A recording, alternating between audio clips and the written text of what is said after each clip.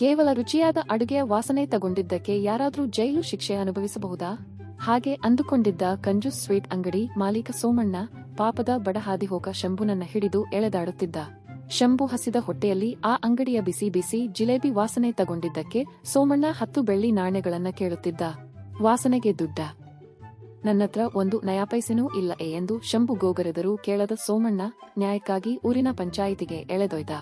ಊರಿನ ಜನರೆಲ್ಲ ಸೇರಿದರು. ವಾಸನೆಗೆ ಬೆಲೆ ಕಟ್ಟುವುದು ಹೇಗೆ ಸಾಧ್ಯ? ಎಲ್ಲರೂ ಪಂಚಾಯಿತಿ ಮುಖ್ಯಸ್ಥ ಕಾಳಿಂಗನ ತೀರ್ಪಿಗಾಗಿ ಕಾಯುತ್ತಿದ್ದರು.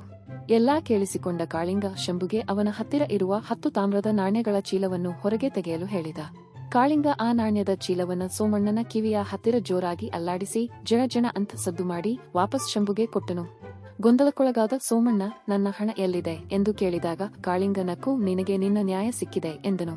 ಜಿಲೇಬಿ ವಾಸನೆಗೆ ನಾಣ್ಯಗಳ ಜಣ ಜಣ ಶಬ್ದವೇ ಸರಿಯಾದ ಬೆಲೆ ಎಂಬ ತೀರ್ಪು ಕೇಳಿ ಇಡೀ ಊರೇ ಬುದ್ಧಿವಂತಿಕೆಗೆ ಜೈಕಾರ ಹಾಕಿತು. ದುರಾಶೆಗೆ ಯಾವಾಗಲೂ ಬುದ್ಧಿವಂತಿಕೆಯೇ ಮದ್ದು. ಹಾಗಾದರೆ